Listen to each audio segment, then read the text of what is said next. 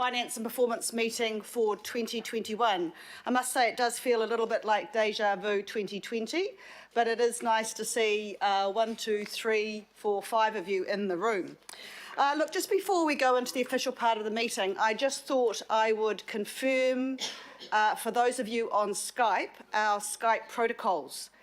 Please remember, do not use the chat bar for debate. It is only to be used for patai or questions and for notification whether you want to make a comment or speak. Please keep your mics off unless you are speaking, and if you are speaking, the Skype protocols state that you need to have your video on as well as your microphone. Just so you can be prepared for that, I will call for questions from the room first. Right, we move into apologies, and I have apologies for lateness from Councillor Collins on council business. Here's a Panuku board meeting, and Councillor Young for lateness. Any other apologies? No, I'll then ask Sandra to take the roll. Thank you. Did you want to move and second the apologies first? Sorry, I'll move and second the apologies. Move second by Deputy Chair. Thank you. Right, through the roll, please, Sandra. Mayor Goff. Aye. Deputy Mayor Cashmore. Present. Councillor Bartley. Morena. IMS Member Blair. Councillor Casey. Morena. Councillor Collins is here. He's going to be leaving at 10:30. So, Councillor Collins. Present. Good morning. Councillor Combe. Councillor Cooper. Kia ora koutou. Councillor Dalton. Morena. Councillor Darby. Morena. Councillor Filipina. Morena koutou and Sandra, is there an issue? I got a problem with the camera, so when I do speak I won't be able to go on live. Thank you. Councillor Fletcher. Councillor Henderson. Councillor Hills. I'm here. I have already been cut off once, so if I go in and out, I might have to join with my phone. Thank you. Councillor Mulholland. Present. Councillor Newman. Good morning. Councillor Sayers.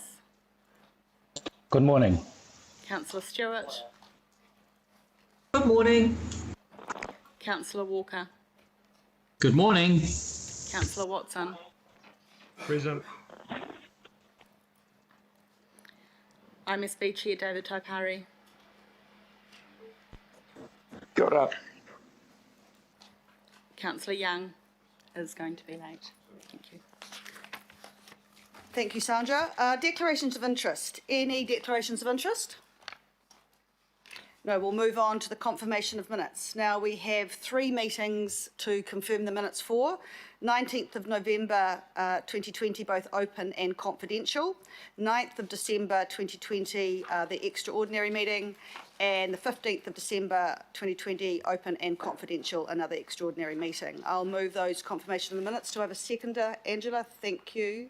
Thank you, Councillor Dalton. All those in favour say aye. Aye. Against, carried. I've received no petitions, no requests for public input. We now come to item 6, local board input. And I'm just checking, Margaret, are you online? Yes, I am online. Thank you. Thank you, so over to you, please, for your presentation on the Parema Remo public transport targeted rate. Thank you. Thank you very much, and thank you to the committee for giving me this opportunity. I guess we really have spoken to this, or I have spoken on behalf of the board previously. So today I don't really have anything to add, rather just to urge you all to support the amended recommendation that's before you. We are very, very keen in Upper Harbour to try and see whether our residents will support a public targeted rate for a bus service. We've had numerous requests over many years, so we really feel, having gone out last year and asked if they wanted us to pursue it and getting a very clear mandate, we felt it was very appropriate to continue in this way this year. So I thank you all and look forward to your support. Thank you, Madam Chair. Happy to answer any questions if there still are any. Thank you, Chair Miles. Any questions for the Chair of the Upper Harbour Local Board? No questions? Well, thank you very much. And again, thank you for your advocacy around this. Yes, we have had it before, so you will obviously be listening in for the item when it comes. I'd like to then officially move a vote of thanks to Chair Miles. Do I have a seconder? Happy to second. Thank you, Councillor. All those in favour say aye. Against, carried. Thank you. Moving on to item 7, extraordinary items. I've had none received. So we'll move on now to the item around the Palermo public transport targeted rate. And as Chair Miles mentioned, we have discussed this, and really today is just about a slight amendment around that. But we do have Mr. Duncan in the room. Andrew, would you like to just introduce briefly the item? Thank you. So at its December meeting, the committee resolved to recommend to the governing body that they consult on a proposal for a new bus service between Palermo and Albany to be funded by a targeted rate. There were 2 options for a targeted rate.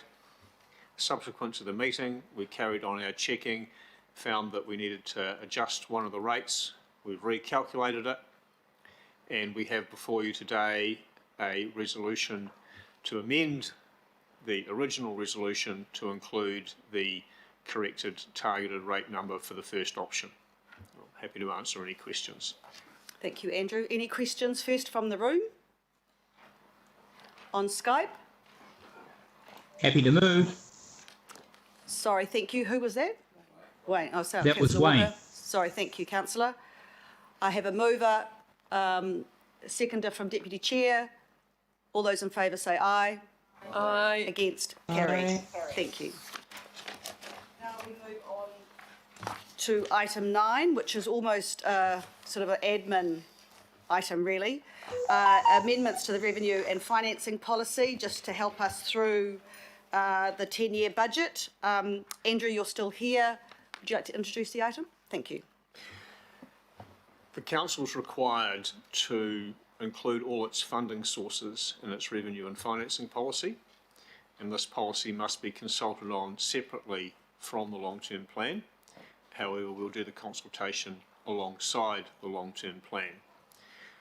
Many of the proposed funding changes that you've agreed to consult on as part of the long-term plan also require us to make some amendments to our revenue and financing policy. This consultation on that policy implements those changes. Things like the proposed changes to the urban rating area, the new electricity network resilience targeted rate. It's a procedural follow-up to the long-term plan proposals. Right, thank you, Andrew. Any questions from the room? Any questions from those on Skype? Right, I will move the recommendations. Do I have a seconder? Thank you, Deputy Mayor. All those in favour say aye. Aye. Against? Carried. Thank you. Now we move on to the main part of the day, which is the adoption of the consultation material. Now, I just want to remind everybody that, of course, we have workshopped this in some detail. It's been through audit and risk. We've asked for your questions. They've all been answered. It's the feedback questions have gone to the University of Auckland for approval. It's had legal sign-off. And, of course, after, as part of this item, we will also hear from the Auditor General Office. But I will open now to Kylie and to go over the process. Thanks, Kylie. Thank you, Madam Chair. Kia ora i te whānau, and welcome back to the Recovery Budget, also known as the 10-year budget, 2021 to 2031, and sometimes referred to the long-term plan. As you all know, we're here today to adopt the consultation document and supporting information for the Recovery Budget. Between August and December last year, 77 political workshop hours were used to discuss the key issues facing Auckland. On the 9th of December, you decided what to consult on with the public. These decisions allowed staff to prepare the consultation material, and over January we worked closely with Audit New Zealand. Yesterday, you were sent an updated consultation document along with a table of changes since our workshop last week, and these will be attached to the minutes of the meeting. Public consultation will open at midday on Monday the 22nd of February and close at midday on the 22nd of March. Over the course of late April and May, there are workshops to discuss budget options and implications, and local boards have the opportunity to provide input on regional issues. You will be asked to make final decisions in late May, which will allow staff to produce the final documents. Another final review by Audit New Zealand and adoption for the recovery budget is scheduled for the 29th of June. Shortly, Ross will provide you with an Audit and Risk Committee update and step you through what's changed in our documents since our workshop last week. Following Ross, Greg Sholem, the Deputy Auditor General, will speak to his opinion, which begins on page 72 of the consultation document. Kia ora, Madam Chair. Thank you. So we'll start through with the changes. Ross, do you want to start, or shall I go straight to the Mayor? Up to you. I think we should start with the Mayor, if you like, because you've made the biggest change. Thank you very much, Madam Chair. 77 hours of workshopping, so it's not a time to have a long debate on this now. We've been backwards and forwards across it, but listening to the discussions earlier during the workshops, and I think I had a discussion with Councillor Dalton, I looked at the Mayor's message at the beginning, which is, as Kylie has talked about, focused on the recovery budget and the positive things about this budget. But I felt that, and this was before last Sunday, that we needed to set a little bit more context around the message that I was putting out there. So I've altered two paragraphs, and perhaps with your indulgence, Madam Chair, I'll read it. And you'll understand why it's important to put it in. It reads, however, the COVID-19 crisis has created huge challenges, reducing council income by $450 million this year, with cumulative losses projected to reach around $1 billion by 2024. While the health and broader economic effects of COVID-19 are not as bad as has been expected, we are by no means out of the woods yet. As long as New Zealand's borders remain closed, Auckland is a major tourist destination and destination for the largest group of international students will continue to be disproportionately affected. Nor can the potential for further lockdowns be ruled out, with the risk of more transmissible variants of the disease spreading in the community. The effects of COVID-19 on the global economy are still unfolding and will create further uncertainty and downside risk for Auckland and New Zealand. We can celebrate our good fortune for now, but we must not be complacent about the hard road ahead or the potential for further economic shocks. And I stress again, Madam Chair, that I wrote that before the latest lockdown, and let me acknowledge that we are now in level 2 and we're all celebrating that, but we're celebrating it cautiously. And I think we need that reminder because in the event that the half-yearly budget shows better trends than what we might originally have anticipated, it would be wrong to think, hey, this is all done and dusted, now we can splash out. I think that with the country's largest industry, international tourism, taken out of the mixture, we have got ongoing economic challenges, notwithstanding the fact we're doing better. And the risk that with the rampant nature of COVID around the world, that we will have these continued incursions, and maybe we won't be as fortunate as we've been on this occasion or the last occasion. We still need to be prudent in how we manage our finances. So I think that message needs to be in there with that mix of actually this 10-year budget, on top of our emergency budget, we've been able to do a whole lot of things that actually we should be celebrating, particularly in terms of the increase in infrastructure investment and what that will mean for our city long term and what that will mean for our recovery short term. So I've just changed the nuance of that message. So I thank those of you that gave me some feedback on that and those that have participated in the discussions to date. Thank you, Your Worship. Any questions to the Mayor in the room? on Skype? Right, thank you. Ross, back to you. Okay, thank you. So in the report on the agenda, it refers to the Audit and Risk Committee process. We reported to Audit and Risk Committee on the 9th of February to report to them about the process and controls and any outstanding audit issues related to the adoption of this consultation document and support information. The Audit and Risk Committee went through those processes. They're happy with all the processes. They reviewed the documents and were satisfied that everything was kind of met expectations from an audit and process point of view. One bit of feedback was they kind of thought some of the messages around uncertainty should be stronger. What the Mayor has done, puts that right up front and centre in the Mayor's message, so that more than adequately covers any concerns in that regard. There was one audit issue outstanding at the time of that meeting, and it was discussed and kind of noted, and then they delegated the Chair of the Audit Risk Committee to give final clearance on that matter. That related to some stormwater asset disclosures and infrastructure strategy. So since then, we've been working closely with Audit New Zealand. We've updated the disclosures, and the Audit New Zealand have confirmed that they're fully satisfied with those changes and updates. It's just making some information a bit more detailed information and a bit more clarity around some of the asset information. So Sue Sheldon as chair has kind of reviewed all that material, and she's now agreed to give advice to the governing body that all of the internal control processes have been adequately carried out and that there are no outstanding audit issues. So the governing body is all set to go ahead, all clear to go ahead and give that final adoption. In terms of the changes, so there's a schedule of changes issued yesterday. I won't go through all of them, but just kind of call out some of the key ones. Obviously, updated Mayor's message.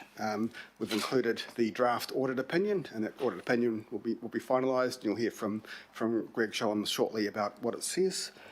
Other changes were there was a lot of discussion at the workshop around the feedback form. Certain things that the committee members thought should be highlighted, should be made clearer, so we've added some extra text, made some things bold so people can provide additional pages of information, that all questions are voluntary and that people are encouraged to give feedback on any other matters that they choose to. So we've made those things a bit clearer, tweaked the climate change question just to make it very clear that we understand what the community is saying when they tick certain boxes. There was a suggestion we should have recovery budget a bit more prominent, so we've made some changes there. So in sort of key places, we've used the words our recovery budget, particularly in those places where we're asking the public to give us feedback. We're telling them how to provide feedback. So we're kind of making that our recovery budget more prominent, and we're working with our comms and engagement teams to make sure that on the digital versions and through the campaign, we make greater use of that our recovery budget, rather than just talking about 10-year budget. So I think that was all dealt with. There were some updates to the assumptions included in the CD, so just working with audit, but more clarity, but more detail, all very minor changes. So those changes are all in there. The legal team, audit team, all comfortable with those changes. So happy to take any questions on the audit process or those changes. Thank you, Ross. I'll start with those in the room. Any questions for Ross or Kylie to date before we go to the Deputy Auditor General? Online, we have Councillor Cooper. A question from you. Madam Chair, it was just an explanation, maybe the public listening, why we send the consultation document to the University of Auckland.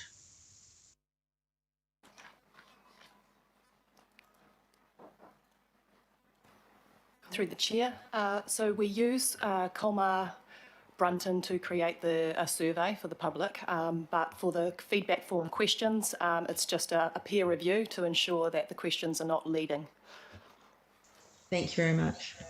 Thank you, Councillor. Any other further questions? Councillor Sayers. Oh, thank you, Madam Chair. As you introduced the item, this is the first public meeting that we've had of the Finance and Performance Committee this term, and we've had a number of workshops.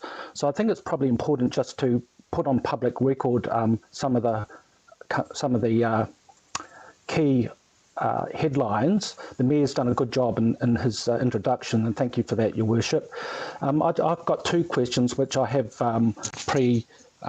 sent to our financial Officer, Chief Financial Officer. Is it appropriate to ask those now, Madam Chair? Yes, councillor. Yeah, thank you very much. So I'm just wanting confirmation in the public arena of for the Auckland Council group, how does this proposed LTP compare to the last LTP from the Auckland Council group's perspective? So specifically, what I'm seeking is what is the average increase in Capex spending in the proposed budget for the next 10 years in the average proposed increase in OPEX in the proposed LTP compared to the current LTP? That's the first question.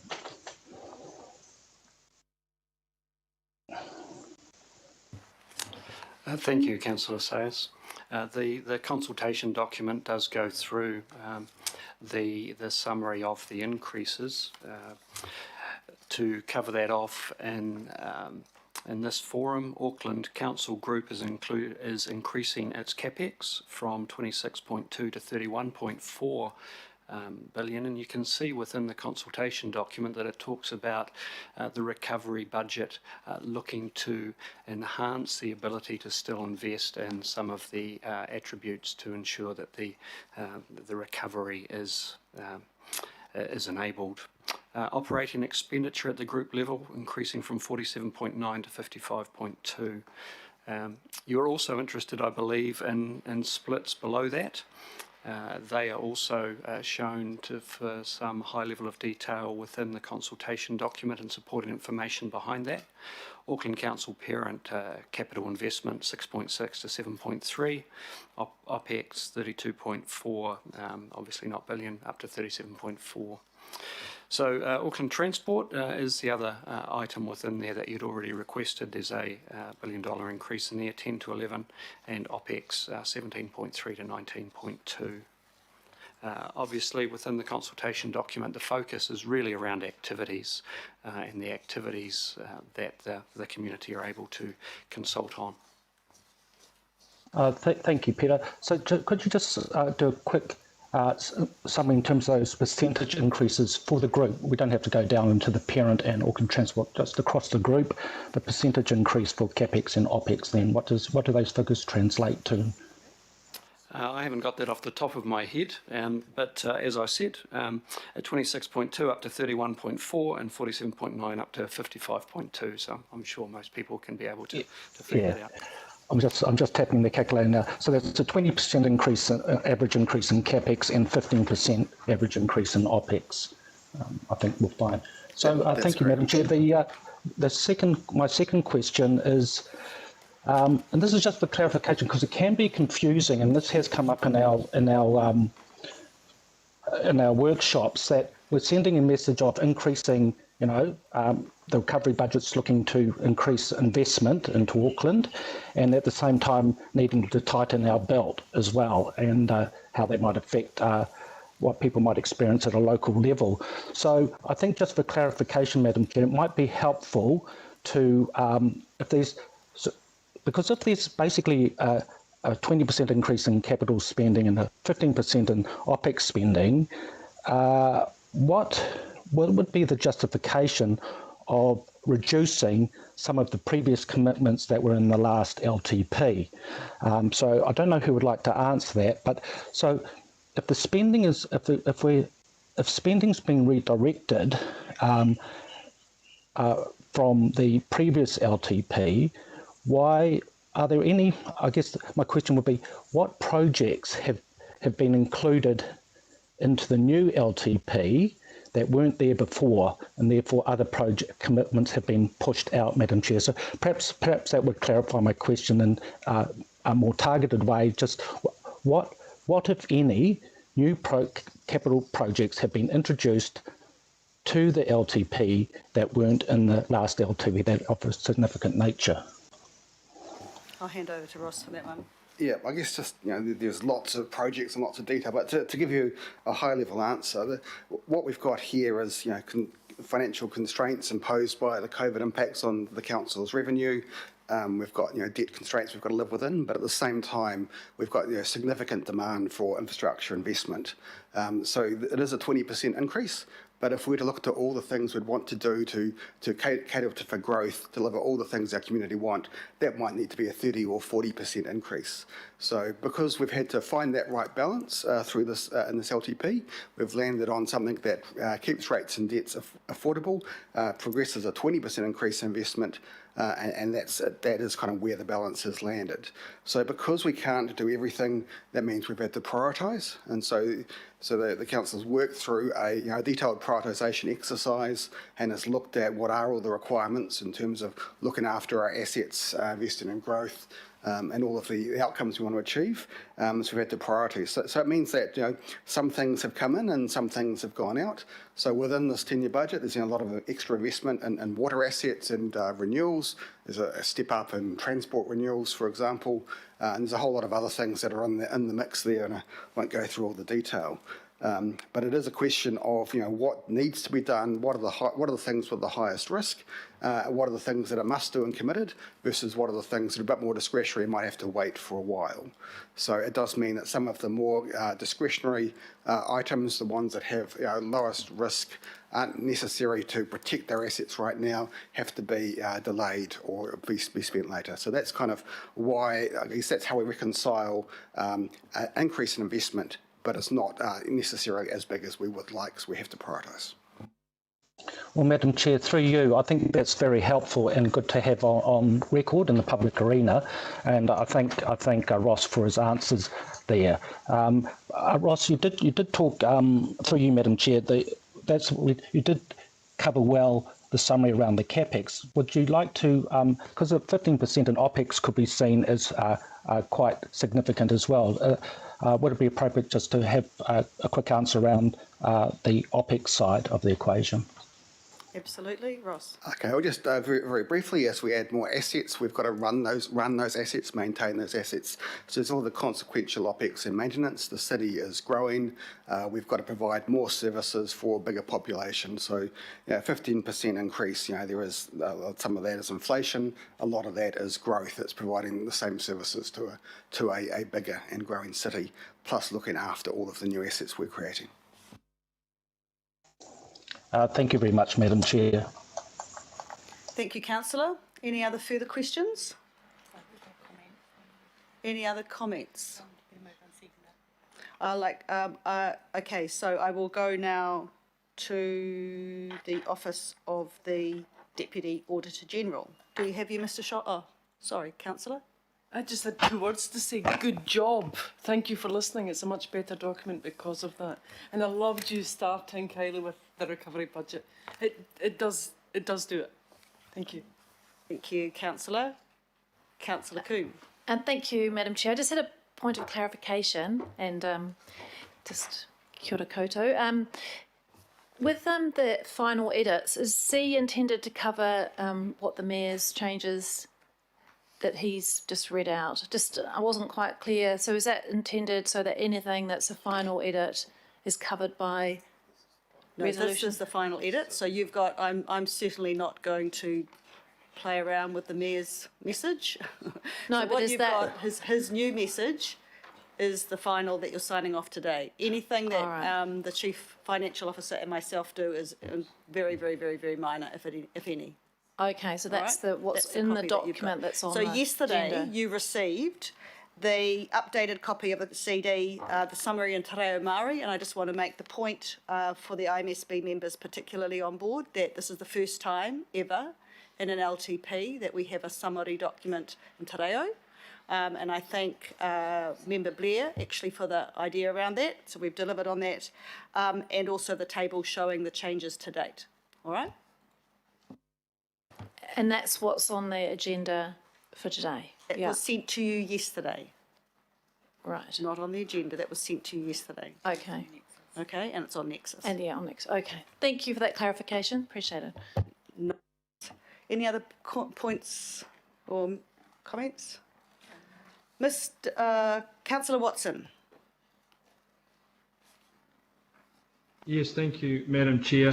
Yes, I just want to put just a couple of points on the record before we vote to put this consultation material out to the public, and it really goes to the comment made by Ross Tucker that we have made some changes in order to make sure that we're understanding what the community are saying when they tick certain boxes. And by that, I'm referring to the feedback page 78 on the consultation document itself. One of the matters I just want to put on record is perhaps one that there has been a change made and perhaps can be addressed with clear communication at the time, but it goes to the Parimorimo targeted rate, where we have added in a question whether you live in the affected area. In actual fact, there are two affected areas. There's an option A and there's an option B. So although that's an improvement, there is still a degree of ambiguity there, and that will impact or has the potential to impact on that consultation. But as I said, hopefully some clear communication can help that process for the people in Parimorimo. Otherwise, you might conceivably get a skewed result. My more substantive concern in terms of the feedback and the consultation we're going out to applies, however, to the proposal to extend the urban rating area, and in particular the commentary on the consultation document that this has been done so that those affected properties, and just remember that there's over 7,500 affected properties, most of which, if not all, will be in line for a potential rate increase, cumulative rate increase of 16% or over, and the wording there is that they pay the same urban rates as nearby properties that have access to similar levels of service. Well, my concern there is that on reading the simple question that is in the consultation document for other properties, that is, if not leading, if you are not aware of the particular circumstances in the areas affected, which I have absolutely no doubt will be strongly contesting that assertion, the natural inclination will be just to tick that box, because why wouldn't you when you read that statement? So I am just highlighting, Madam Chair, the absence on that document of the ability to identify the affected properties in that instance, which is a significant number, 7,500, the people who will be paying the 16% if approved, but the people who know only too well the huge variance between the reality on the ground in terms of the access to council services and the statement that, you know, that they do enjoy similar ones. So rather than coming up with this comment after the fact, I'm putting it on the record now so that when that consultation material comes in, it will, A, in the first instance, not necessarily identify that people are affected properties, and B, there could be a rather perverse result in my view, whereby the balance of responses from Auckland as a whole might outweigh the people who are actually affected and who are the ones best informed to comment on that. So that's on the record now, Madam Chair. I don't plan to further it anymore, but I have made that known to my colleagues. So thank you for that opportunity. Thank you, Councillor. Councillor Sayers. Thank you, Madam Chair. Look, I'd like to just chip in and I guess back up Councillor Watson's comments there, because I have the identical concerns around this urban rating area consultation item. As you know, as the councillor mentioned, that it could be an average of 16% increases, some households 22%. So I'm expecting quite a backlash back to us in terms of the feedback, but we do have the ability to digest the data and decide on that at a future date, Madam Chair, after the feedback, obviously. So it's the data. I think that's the point that Councillor Watson's making. It could be skewed in the results and the tables that we get in front of us because of the way we're collecting the data. So I think I think it's correct of Councillor Watson to just alert all of us to that at the moment. I'd like to endorse that concern, and we'll come back to it, Madam Chair, at the time that we need to digest the data, but I'm just worried about that skewing of the result. Thank you. Thank you. And just remember, we know where people live when they fill in the document. So that's, I think, important. And I'm sorry we didn't cover more of this in the workshop at the time. But anyway, Your Worship, you wanted to make a comment. Thanks, Madam Chair. And I was really just picking up on Councillor Sayer's helpful comments in his first contribution. I think what's good about this consultation document is that it sets out very, very clearly what the difference would be between the standard 3.5% rate increase and the 5% rate increase. And it spells out exactly what the projects are that we can do. I mean, transport, it means another $550 million in the period. Water, freshwater and wastewater, another 145 million. Stormwater, another 54 million.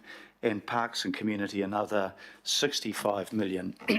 And one of the big issues that we'll face in this is whether people opt for 5%, a one-off 5%, and it's important to emphasise that, or the 3.5%. And I think if you just look at a city like Wellington at the moment, where they are contemplating a minimum 14% increase, maybe up to 17%, and we see just nightly on television the failure of major infrastructure, wastewater, stormwater, freshwater, and the extra investment that 5% gives us helps us ward off the failure of assets that need renewing, as well as desperately needed additional assets.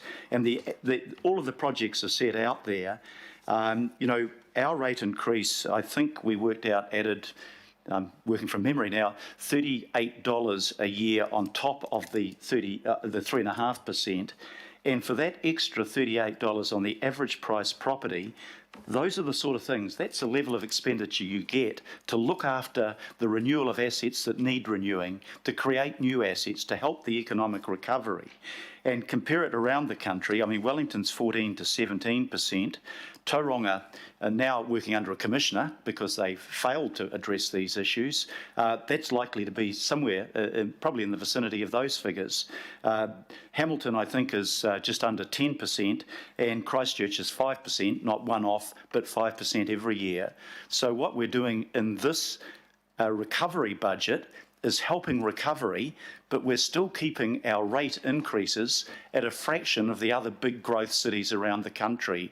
So when we decide as councillors how we're going to vote, and when the public decides what they think they want, we just need to take those things into account. We know that without the 5%, we would have some pretty dramatic cuts, and we'd be losing hundreds of millions of dollars, for example, in government matching subsidies. We'd be putting at risk projects that we'd have to close down and then start up. And I think it's really important when we put this consultation document out there that our public understands what they're voting for and what those different options mean. So thank you, Councillor Sayers, for your comments. And I think what we're seeing is, despite pretty dramatically bad times, we are moving forward as a city to the extent that we can, while being prudent in our management of our finances and while being reasonable to our ratepayers. Thank you, Your Worship. Do we have the Deputy Auditor General online, Mr. Sholem? Are you there? Yes, we're here. Yep. Good morning. Good morning. May I open so to thank you, for your Madam. comment? Thank you. Thank you, Madam Chair. Kia ora tātou.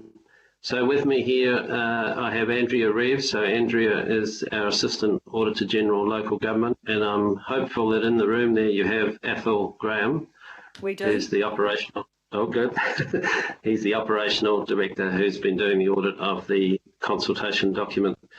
I thought I would just start out with just a few high-level comments about the audit report that I intend to release today. I'll then ask Athol just to talk a little bit about the audit process of the CD, and then we'd be happy between the three of us to take any of the questions from the committee. So in terms of the audit report that I'm in a position to sign today, there's two main parts I want to draw your attention to. One is the audit opinion itself, which is on the front page. And there are really two key questions we have to ask ourselves here. And the answers to both of these questions are yes. So the first one is the consultation document fit for purpose in order to consult the community about the council's plans for the next 10 years? We think the answer is yes, it is fit for purpose. And the second question we ask ourselves is, are the assumptions and the underlying information that support that consultation document reasonable? And we think, again, the answer to that is yes. The assumptions that the council is making about the future and the quality of the underlying information, we think both of those are reasonable, a reasonable basis on which to build your consultation document. So in terms of the opinion side of it, happy on both of those. So unqualified opinion in effect on those. But I do want to highlight some areas of uncertainty. The future is uncertain in normal times. Clearly, what we're dealing with now is a heightened level of uncertainty, so it's harder to plan. And so I was wanting to draw attention to three things, but they're all related to uncertainty. The first is the Three Waters reform. So this is a national initiative with national impact, but it could have significant impact on Auckland Council Group. So that's the first area. The second one is uncertainty around forecast funding. And there's three limbs to this. COVID-related impacts. Clearly, there's already been some impacts on Council Group's revenue. You've forecast future impacts. You know, those, they're reasonable assumptions, but there's some uncertainty around those. Government funding, particularly related to transport, and the asset recycling and savings targets that you've incorporated into the forecast. We think those collectively mean there's some heightened uncertainty around forecast funding. And also the last area, CRL assets, where are they going to fall, and therefore what's the impact on the council's future operating costs related to those assets? So that's the third area. So these emphases of matters, which we've headed them up, they're not black marks, they're not errors, they're not things wrong, they're just things that I want to highlight to make sure the readers, if anyone reads my audit report, and hopefully there'll be some who do, that they will take the navigation points that I've pointed out, so page numbers I'm referring to, for example, in the consultation document. So it's designed to help the reader to navigate to the key pages, basically, in the consultation document as we see it. So maybe with those few comments, I'll stop and invite Athol just to say a little more about the audit process, and then we'd be happy to take questions. Thank you, Mr. Sholem. Athol, over to you. Thank you. Yeah, kia ora koutou, and good morning, councillors, and thanks for that, Greg.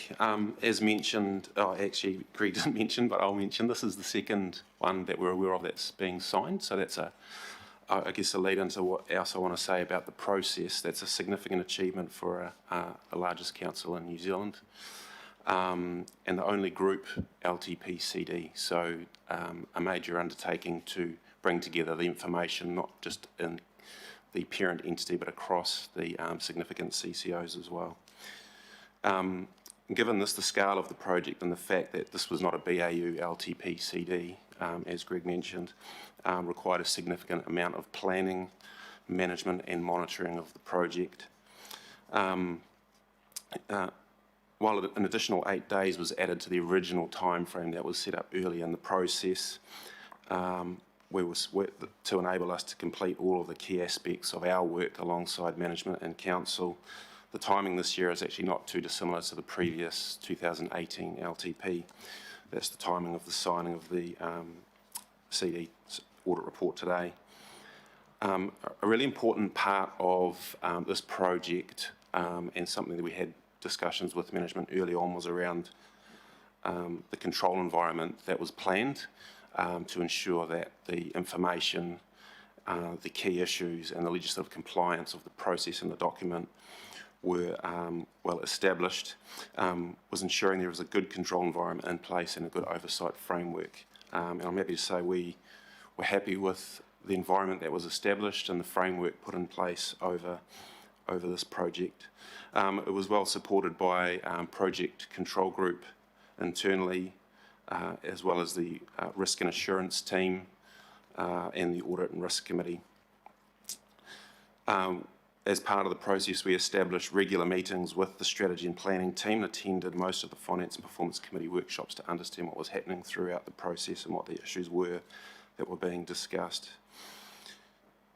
As alluded earlier, we worked closely with the audit teams of Watercare and Auckland Transport to ensure the underlying information coming into the group financial forecasts was reasonable and well managed, and we were happy with that process. And just finally, I think the impact on this project of the experienced team and staff across council was a key factor in being able to sign the audit report today. And I'd just like to thank management, and particularly the financial and strategy and planning team, for working hard and proactively with us throughout the process. So I'll just leave it there. Thank you.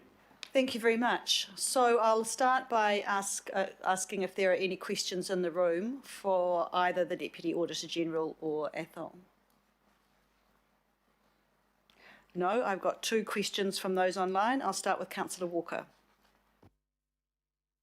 Thank you, Madam Chair. My question was a further question further to that of Councillor Watson. Can I raise that now? Yes, you can. Sure, and that is around the consultation, particularly as it affects the properties that will be experiencing the additional rate from the change in the boundaries, and I'm referring especially to locations like Herald Island and Whenuapai, where we know that there is some contention. Now, I know, Madam Chair, that you mentioned that we know where people live when they fill in the document, but my understanding is that the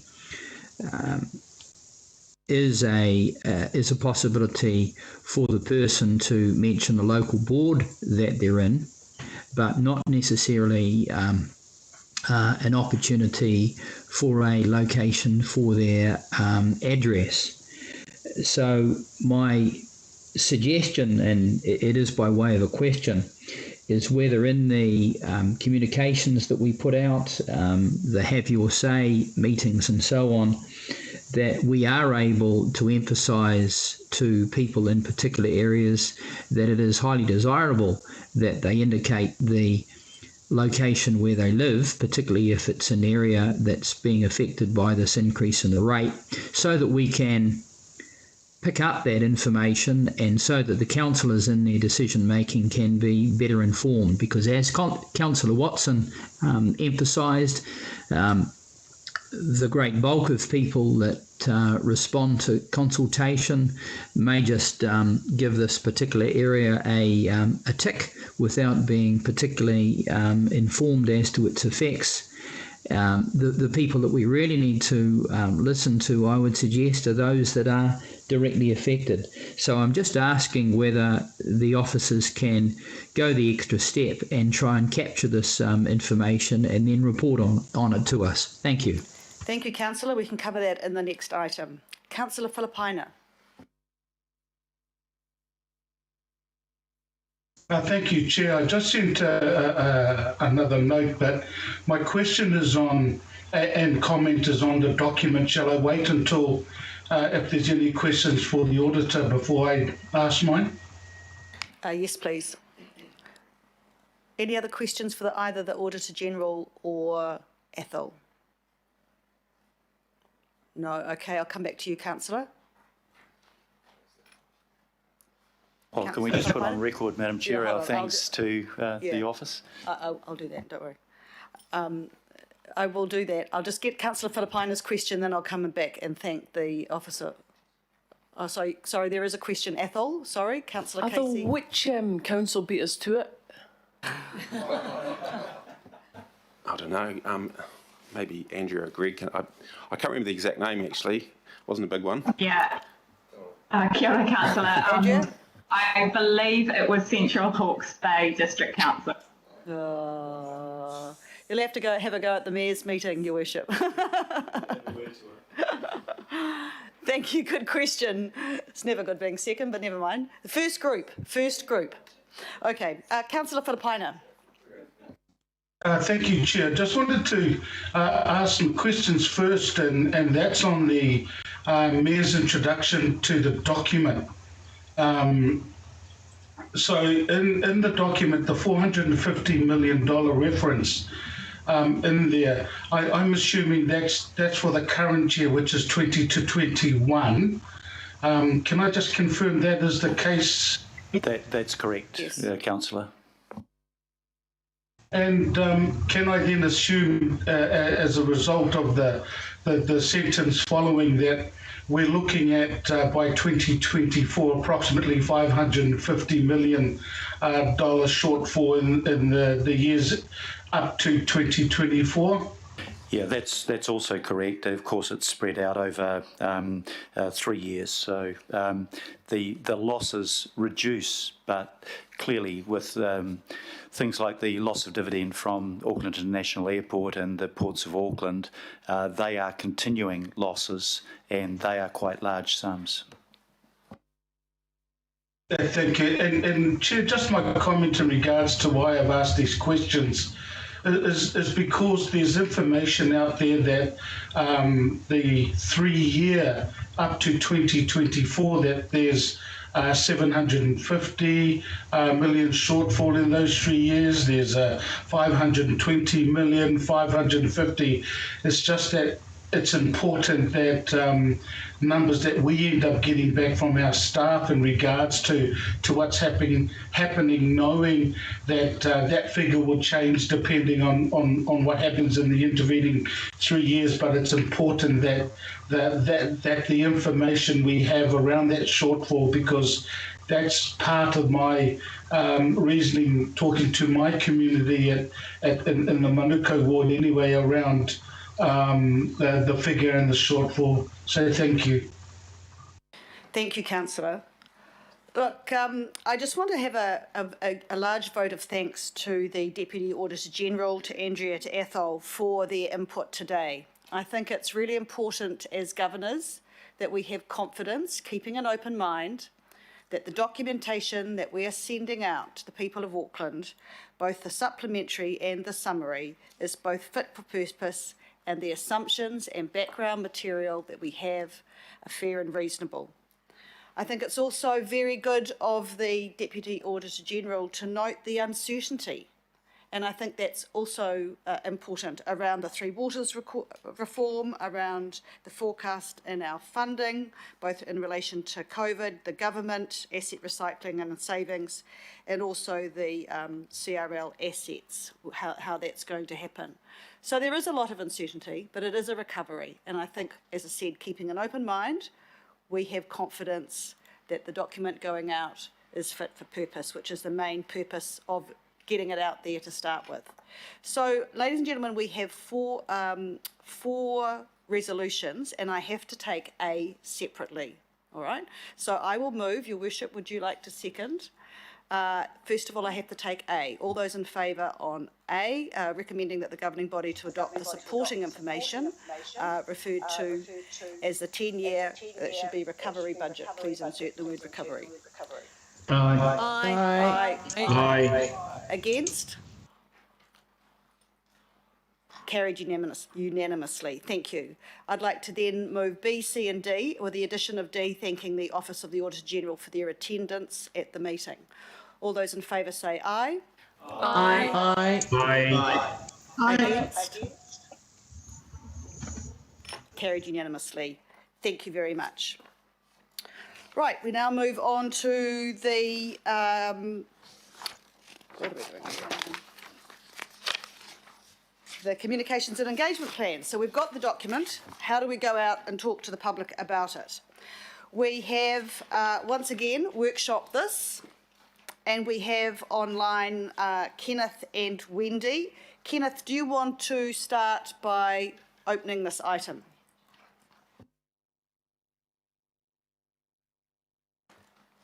Kenneth, are you there? Thank you, Madam Chair. Thank you, Madam Chair. Kenneth Libertier here. Yes, I will talk to the item, but I'd just like to also introduce Dan Lambert, who will talk to the communication aspect of our approach.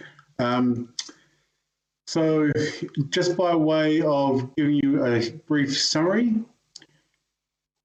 So the objective of our communication engagement approach in its totality is to ensure that we have an enhanced and elevated conversation with Aucklanders based on the big issues that have been discussed today. We want to ensure that we provide high quality representative feedback to inform decision making, and that we inclusively engage all Aucklanders, encouraging participation from Māori, young people, and Auckland's diverse communities who we typically don't hear from on these occasions. And given the seriousness of the issues at hand, we also want to deliver a communications and marketing campaign that raises awareness, understanding, and the opportunity for Aucklanders to have their say on the recovery budget. We also are looking to increase levels of digital engagement, which is an important way that the public can have access to the information and provide their feedback and deliver quality advice to elected members. There are three key phases to our approach as stipulated in our report. December to February, we focused primarily on raising awareness of the issues and the choices Auckland faces at this time. From February to March, our focus is on encouraging Aucklanders to have a say. And from March to July, it's really about thanking Aucklanders for participating in the process and communicating the decisions and what they mean for them. The consultation period starts from 22nd of February to 22nd of March. We have over 50 Have Your Say events planned across the region and at local board level. We're looking to increase communication from different groups through community partners who have strong networks into those demographic groups and communities across the region. We're also looking to use new innovative ways of engaging with Aucklanders, progressing our work with online webinars, the new engagement platform, phone interviews, online workshops with community partners, and so forth. Just to give you a flavour as to how we're trying to do things differently and continue to improve and innovate the way we engage with Aucklanders. And finally, perhaps most pertinently, is we've designed an approach that takes into account possible changes to alert levels in going into lockdown. And that means we have to be agile and be able to think on our feet in regards to how we engage Aucklanders over the month that we're out for the consultation. In terms of reaching people, targeted letters, emails are going to be quite key in regards to communicating and to engaging the public. Multiple e-databases across the organisation have been employed to reach people that we already have contact details with, who already engage with Auckland, the council in different ways. Examples of these are our rates database, which has over 274,000 emails, addresses, our People's Panel, which has over 40,000 Aucklanders who are committed to participating in surveys that Auckland Council offers. Our libraries database is also going to be activated, which has over 500,000 Aucklanders signed up. And our AT Hop users will be communicating to them so they understand about the opportunity there is to participate and what the issues are that we'd like their feedback on. We have corporate relationships that we're also activating. Example of this is Countdown, who have agreed to help promote awareness of the consultation process and opportunity in their stores across the region. Our transport hubs are also being activated as well, given they are places where the public congregate, where we will be promoting and raising awareness of the consultation. And the Panuku website is also being used to provide information to people who follow that particular CCO. So this is a cross-council effort, I guess, is the other point to take from that, where we are engaging with our CCOs to reach as many Aucklanders as possible. Webinars are quite a critical role to play in terms of how we engage with Aucklanders online to have that conversation around the issues. We will have our subject matter experts and elected members present to be able to converse and front those conversations. And our community events and Have Your Say events, as I mentioned earlier, which will either be council-led or where we will be, in a way, piggybacking on events that are already happening during the consultation period. such as the Pacifica event, other local board-led events, and our community partner events during the consultation period. Our advisory panels have played quite a critical role. They've had some input into the design, but will also provide their feedback given their role in the community on the consultation topics. And our targeted communications or community engagement efforts with partners such as the Media Design School to reach our youth audience is going to be quite critical as well. So overall, there are three key ways that we're looking to engage: face-to-face with our stakeholder events, online through our email, social media and digital platforms, hard copies which will be available at libraries, services, service centres, as well as phone interviews, as given the popularity of that medium during the emergency budget consultation. So we really are providing as many different ways for Aucklanders to have their say in this process, keeping in mind that if we change alert levels, we will adapt accordingly. If we move COVID-19 alert levels during the consultation period, we will look to obviously minimise the risks to public safety, and we will do that essentially by cancelling events, face-to-face events in the community, and increasing our online presence and use of digital platforms and channels for people to have their say, as well as using the telephone, which will be quite an important way for people to provide feedback if they prefer that option. We will also look to leverage more of our internal staff across the organisation to assist with the process. Should that be a viable option if the alert levels escalate at this time, during that time. In terms of closing the loop with the public so that they trust the engagement process, we're looking to provide information to the public in two stages. Firstly, an update during the consultation period to thank Aucklanders for participating and let them know that we're working through the feedback and the timeline towards making decisions before we go back to them at the end of the process once the elected members have made decisions as to what those decisions were. And we will feed that information back through all our different mediums, the website, through our digital platforms, through our community partners, through our People's Panel newsletters as examples. Running parallel but separately to the consultation process, we are also deploying an independent survey through Conway Brunton. This survey will focus on two questions: the overall budget and climate change. And it will ensure that we have a robust and representative feedback. We will provide robust representative feedback on the issues to elected members based on a sample that represents the Auckland demographic population. And the sample size is just over 4,000. It will go down to local board level with a sample size of 200.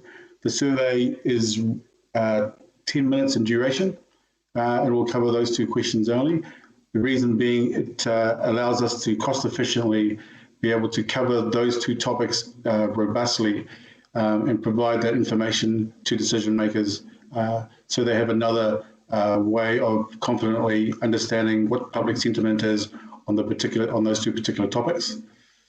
And the reporting will be available in April to inform the deliberations and decisions at that time. The survey will also be quality controlled through our peer review process with the University of Auckland and will be following all industry best practice standards so that we can have full confidence in the results. At this point, I'll pass it over to Dan Lambert to take us through the communications approach, and then we will jointly be available to respond to any questions. Thank you. Thank you, Kenneth. Dan. Thanks, Madam Chair. Kia ora koutou, councillors and Mayor. Just to add briefly to Ken's comments, to support the engagement, we will be running a communications campaign with the goal of making sure as many Aucklanders as possible are aware of the consultation, that they understand the key issues and choices that we're facing, and they know that they have the opportunity to have a say. The key action from the campaign will be encouraging people to visit the akhaveyoursay.nz website to have a say on our recovery budget. And in addition, as Ken has said, we will be making the consultation material and form widely available through means that are also not online, so directly in our premises and other areas. So the campaign will run on radio, online, and print through our direct engagement with news media, and as always through our own channels, including our Auckland magazine delivered to households, social media, and our website. And the campaign itself will feature real Aucklanders talking about the issues that they care about and that are featured in the consultation, as well as prominent voice from our councillors and elected members talking directly with their communities and through the portfolios that they lead on. And then once the campaign is concluded, there will also be a follow-up thank you to Aucklanders and closing the loop to ensure that people understand what happened with the decisions following. So I think that pretty much covers it from me. Thank you, Dan. Thank you, Kenneth. I'll ask if there are any questions from the room first. Councillor Casey. Dan, can you just remind me what's going into Our Auckland? Is the actual consultation form being printed in it? Yes, through the chair, yes, that's correct. So the Our Auckland magazine will feature the recovery budget on the cover, and there'll be a whole lot of material and a sort of feature article referring to the consultation document and website. But if people would prefer to fill out a paper form and post it in, we'll be providing that within the magazine as well. I had an idea as you were talking, and that is that it'd be really good for councillors to get a whole bundle of consultation forms for us to give out at our various things that we do. I know we get a pack, but there's usually just a couple in it. It'd be actually quite good if people want to get a substantial amount, say 20 consultation forms. I'm sure that can be arranged. That's right, isn't it, Kenneth? We'll certainly look into it, yes. Thank you. Second question for Councillor Coombe. Thank you, Madam Chair. Ngā mihi nui, Ken and team.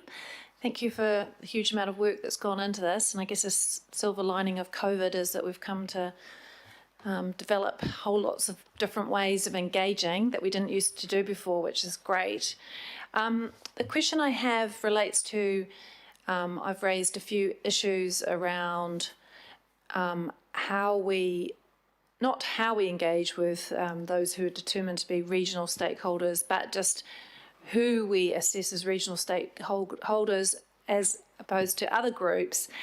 And I just wanted to thank Kylie, Warren, and the team who've all come back to really address those issues that I raised, and it was really a useful process to go through that, and not all councillors have been in the loop, so I just thought it would be useful to highlight where we landed in terms of particularly the information that's going to come to councillors for us to do our decision making regarding those groups and organisations that have an interest in the in the recovery budget, and how we're going to have an assessment of their feedback. So that was my question, just to clarify how that's going to happen and what changes we're looking to put in place. Kenneth, do you want to do that, or do you want me to get Kylie back? I think Kylie might be best placed to answer that at this time. Yeah, okay, hold on. Thank Through you, the chair, we do have Warren online who can speak to how we're going to report on it, but the report is coming on the 21st of April. Warren, do you want to jump in here? Sure, Kylie. Look, through the chair. Yes, so from a reporting perspective, how we will be reporting stakeholders as a whole, so organisations, anyone who has identified that they are giving feedback on behalf of an organisation, in the final summary report, we will have 2 sections and a summary table. So the 2 sections we will have will be those, the feedback that we've received via the regional stakeholder event. So anyone who's provided feedback through that. And secondly, we will be providing a summary of all the organisations, excluding those that have provided feedback through the event. So we should be able to provide you with all the information from all organisations, at least a summary of that. Thank you. I think that's going to be really useful for our decision making. Thank you, Councillor. And again, thank you, Kylie, for your work around that. Thank you. With no further questions from the room, I'll go to those online and start with Councillor Cooper. Kia ora, Madam Chair. My questions are around some of the consultation processes we use, and in particular using local board meetings, their official business meetings as part of it. And I just want to give a little bit of background. Councillor Henderson and I represent over 170,000 people in our ward, around 50,000 in one and around 110, 120 in the other. And our experience of those, and I'm going to speak for myself, has been that our last year we had 2 people out of 50,000 residents coming to one, and maybe 1, if none, at the other one, representing over around 120,000 people. And that I'm just wondering the value of these when it's really evident that we've had a massive increase in online submissions, and we're getting basically a handful from some wards. So I guess that's my question, though. I also want to commend you for making many more webinars this time. I think we'll get a lot more engagement. But yeah, I just want to know if it's what is the value of us continuing to do that, advertising, getting everybody ready. And in actual fact, you can have a public forum before that. There can be 20, 30 people in the room. They get heard about their issue in public forum, and then they all leave, even though there is the public consultation for our document straight after. Right, well, who would like to answer that? Through the Chair.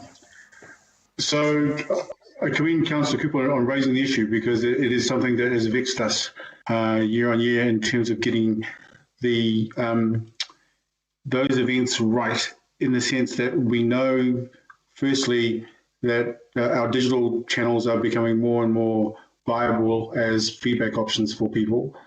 But we also need to find a counterbalance in terms of making sure that we are still offering opportunity for face-to-face engagement. So when we design and deliver the engagement events at the local level, that conversation in the design as to, well, is this going to be a viable event, and will we still get participation from the public and people along, is something that goes into determining whether we should have that event or not. And so as we plan to have these events, of which there will be over 50, we've accounted for that in the thinking to make sure that they are. We're holding each of our events to various KPIs to make sure that we do get people along to make the resourcing contribution the council makes to those a fair return on the amount of time and resource investment that goes into it. So it has been a very important part of our thinking in terms of designing our events at the local level, and we'll continue to look at that to make sure we are considering those issues. Thank you very much. Councillor, just to add a political slant to that, I think we've started this Team Auckland, and it's been quite successful too as we've worked through the workshops on the recovery budget. And I think it's really important that collectively we talk to local boards about their face-to-face times and how to enhance the awareness around those meetings, and what sort of publicity we can do to support the local board driven ones as they meet the needs of those individual communities. But good point you've raised. Thank you. Councillor Filipaina. Thank you, Chair. Tēnā kōrua, gentlemen, and mahalo lava, lauawhionga, ali'i male manu, Kenneth. Look, my question is, who do we speak to about our regional have your say events with our local boards and how they will be run. Kenneth, I think that's to you. Through the chair, thank you for the question. So you can talk to myself offline and the team with the knowledge that we are having briefing sessions with elected members prior to events so that their input can be considered in terms of how we run the regional events in a way that's going to best work for everybody. But I look forward to having that conversation if that's going to be helpful with you offline. Okay, I love it. And Chair, just one more. If you have a look at the 10-year budget, the communications and engagement plan under the heading of spokesperson, can we just make one subtle change to that, and that is in regards to the ward councillors, and just to change local to a ward level? Because I know, as Councillor Cooper already has said, that there's 2 councillors in the ward that they represent, and not a local level with our local boards. Just one subtle change, please.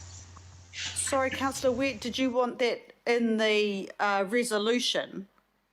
No, it just need to change it under spokespeople. Oh, of course. Okay, I've got you. Right. Yes, we can do that. Peter and I can do that. Thank you. Is that okay, gentlemen, just to change that, please? No problem. I think so. That's fine. Okay, Councillor Darby. Thanks, Chair. Thanks, Kenneth and Dan and others. Look, my question relates to the effectiveness of engagement, and I acknowledge the big leaps we've taken in that area. Kenneth, there's a focus on, or there's reference to engaging with young people. I'm particularly interested in how we are going to engage with those too young to vote. Now, that is mentioned in the Auckland Establishment legislation under Section 9(2)(b), and I've only just noticed this, that makes special mention of engaging effectively with those too young to vote. So can you outline to us how we are going to effectively engage with those too young to vote? Thank you for the question, Councillor Darby. So the people who are too young to vote, they obviously will have an opportunity to participate in all the events that we're holding across the region. Have your say events online. They can give their feedback that way. I guess it really depends on how we define too young to vote in terms of the age group. We'll obviously be quite dependent on parents, older siblings, and older people to help get that message out and to help with communicating and engaging with people who are quite young. But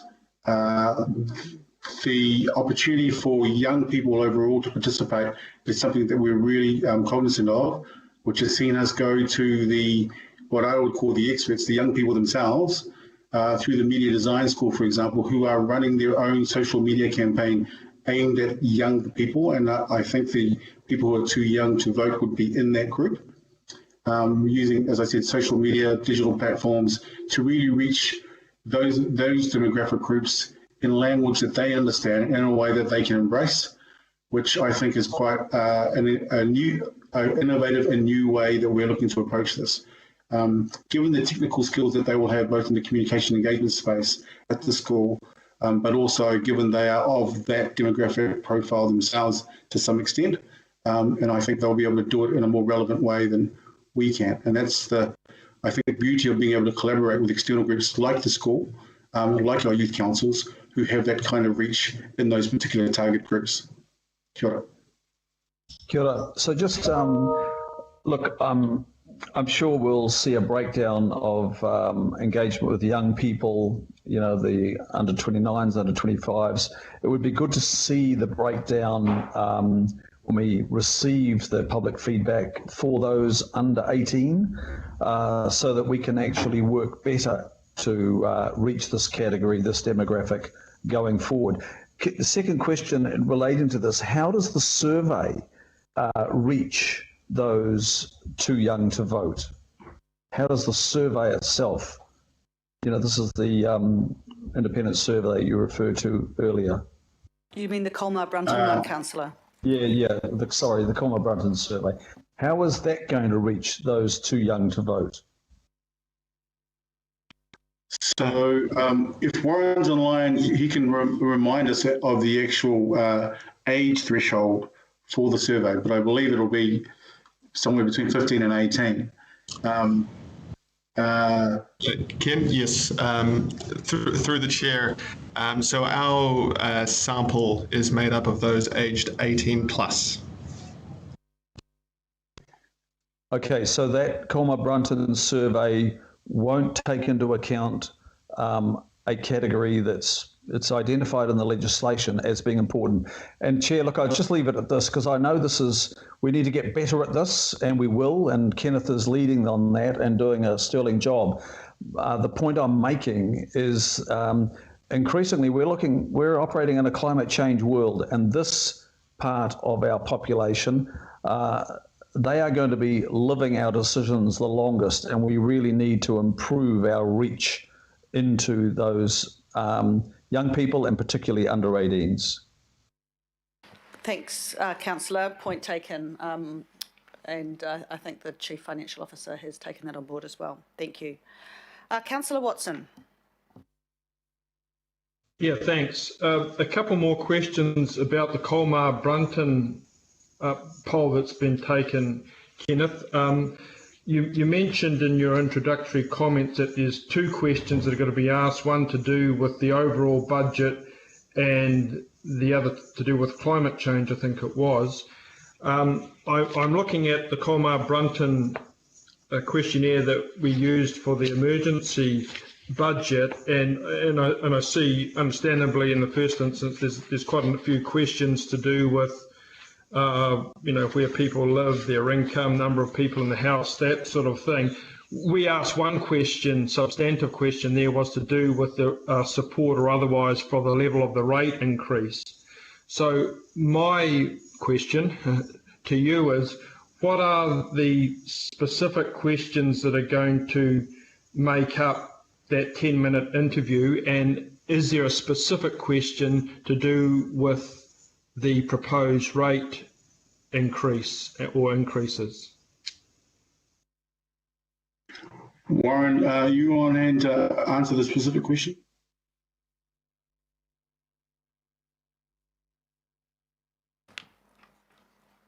University of Auckland are currently drafting. Warren, sorry, we just missed the beginning. Sorry to interrupt you. We just missed the beginning. Could you just start that again? Thank you. Sure, sorry. So through the chair, our questions that Colmar-Brunton and the University of Auckland are currently drafting through the independent survey are aligned to question 1 and question 2 of the feedback form. So that is the overall budget question and the climate change question. Okay, so I'm taking from that there's not a specific question on whether they support the proposed rate increase. It's just going to be, do you overall, do you support the recovery budget, something along those lines? Through the chair, it's yeah, as I say, it's closely aligned, very closely aligned to question 1 in the feedback form. Could you just read that exact wording out again? Because for me, I mean, I can go to it. If I go to question 1 and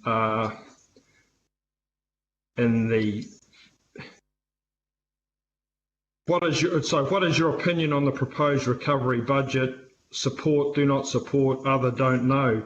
That's a pretty broad question, I guess, and especially in light of the previous Colmar-Brunton, which was essentially all about the proposed rate increase. That's going to come back with a lack of precision, in my view, in terms of some of the key aspects of that proposed recovery, of the proposed recovery budget, not least of which is the level of rates increases.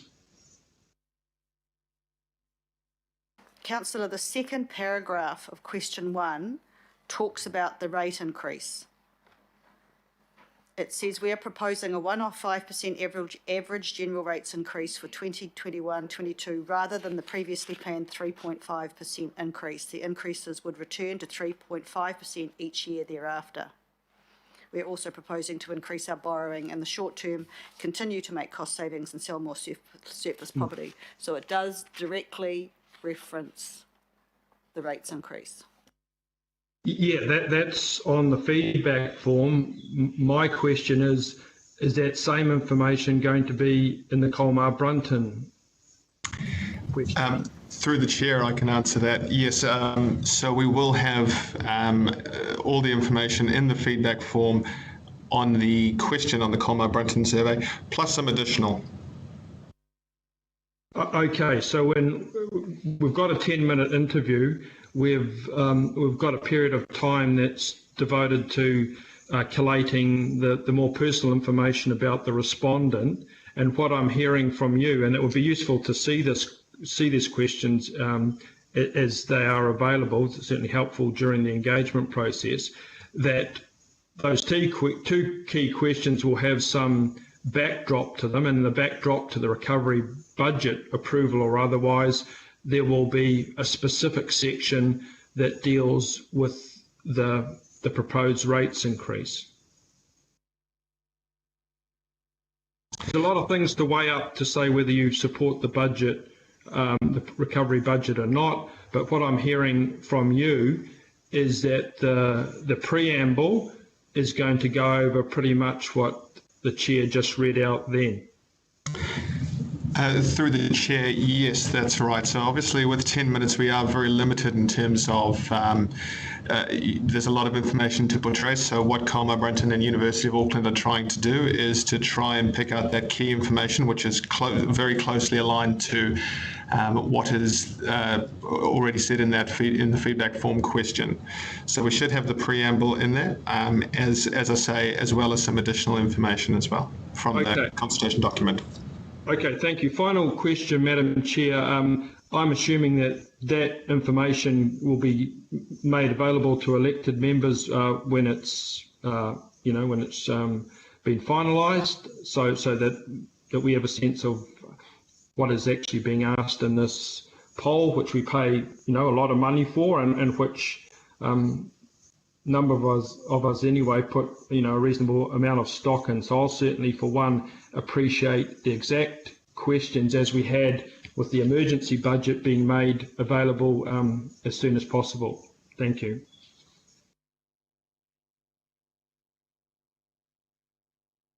You okay with that, Warren?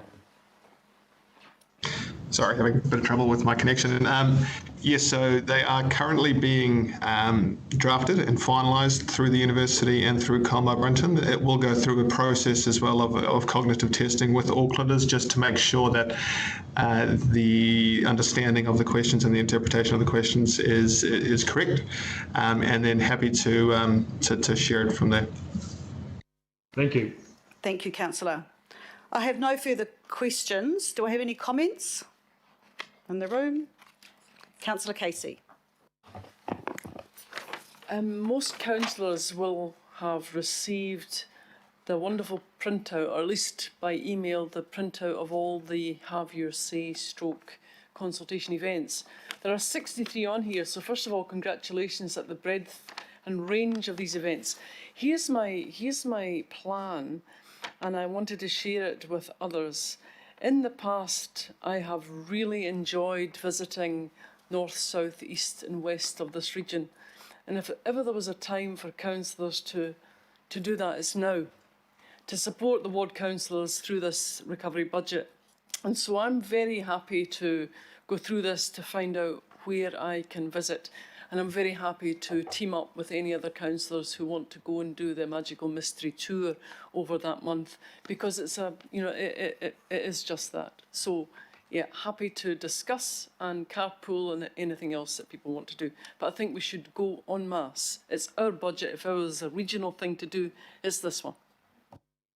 Thank you, Councillor. I'd absolutely endorse that, and I know that the Deputy Chair and myself are planning some as well, so we can talk amongst ourselves around that. Any other comments?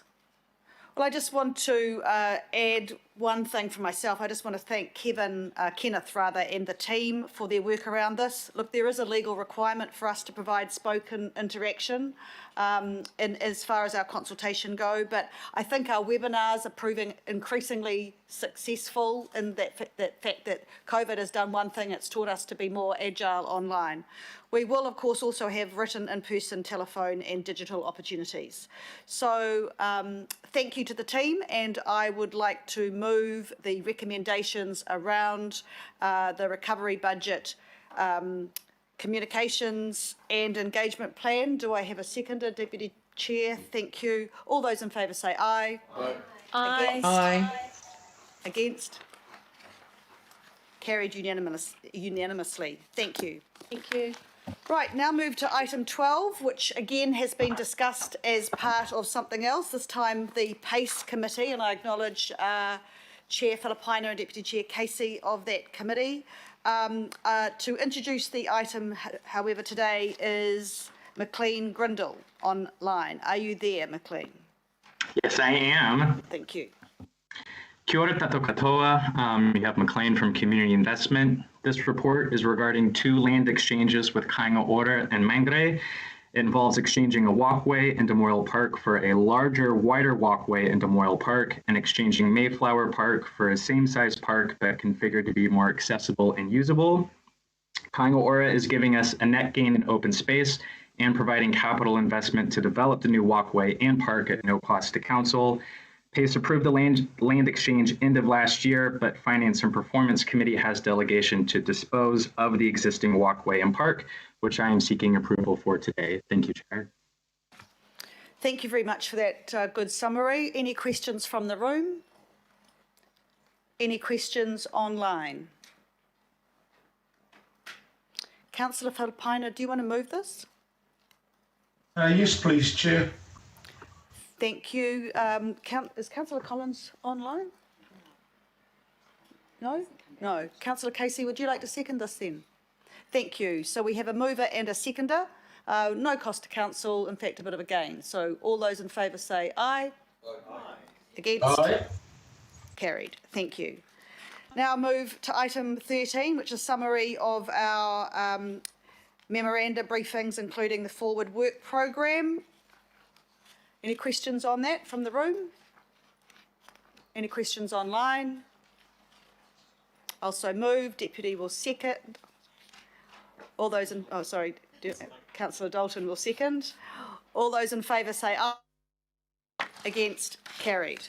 I've had no extraordinary business, so I'll now do procedurally the motion to exclude the public because there is information pertaining to the financial position of the organisation. Do I have a seconder to do that? Councillor Casey, thank you. I'll ask all those in favour say aye. Aye. Against? And I'll just 5-minute break to clear the room. Thank you. Those online, just a reminder please that you need to